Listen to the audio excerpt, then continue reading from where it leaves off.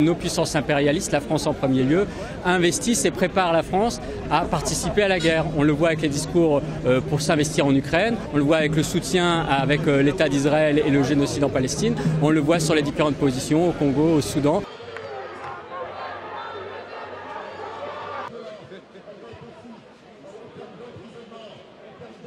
Sans lutte, il n'y aura pas de paix. C'est-à-dire qu'on n'est pas juste béat à dire la paix c'est joli, c'est sympa. Si on ne met pas un rapport de force dans les rues et dans le monde du travail aussi, on n'arrêtera pas cette course vers la guerre parce qu'elle est inhérente au capitalisme, ce n'est pas une dérive.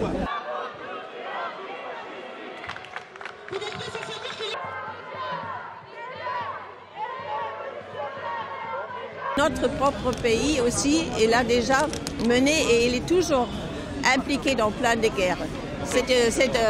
C'est une orientation que nous refusons, que nous craignons et on veut s'opposer de toutes nos forces à toute une préparation d'une éventuelle troisième guerre mondiale.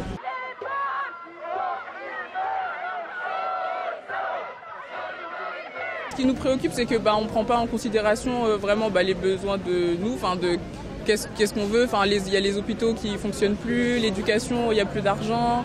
On est au chômage, moi par exemple je suis au chômage, on a du mal à trouver du travail, on essaye de trouver des apprentissages, des alternances, on n'y arrive pas. Et pendant ce temps, on met tout l'argent dans la guerre, dans l'industrie, dans le réarmement. On va augmenter année par année, plus pour construire des chars ou des tanks en plus, des missiles, pour produire de l'armement, pour acheter des armes parfois d'ailleurs à d'autres. Et ça, c'est un problème, c'est que ça va servir. Et l'autre inquiétude, elle est vraiment là. C'est, or, on n'a pas besoin de ça, en vérité. On est en guerre contre qui ?